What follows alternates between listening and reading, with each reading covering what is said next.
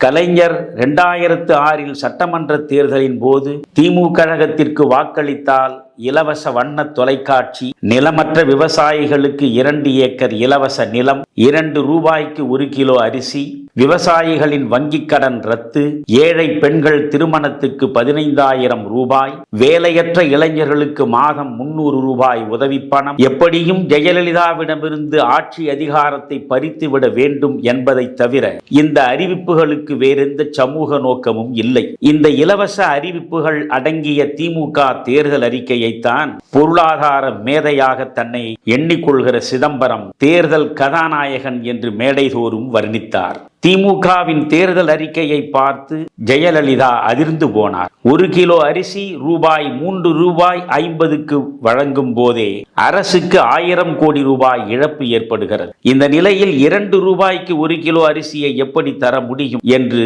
ஐயத்தை எழுப்பினார் ஜெயலலிதா.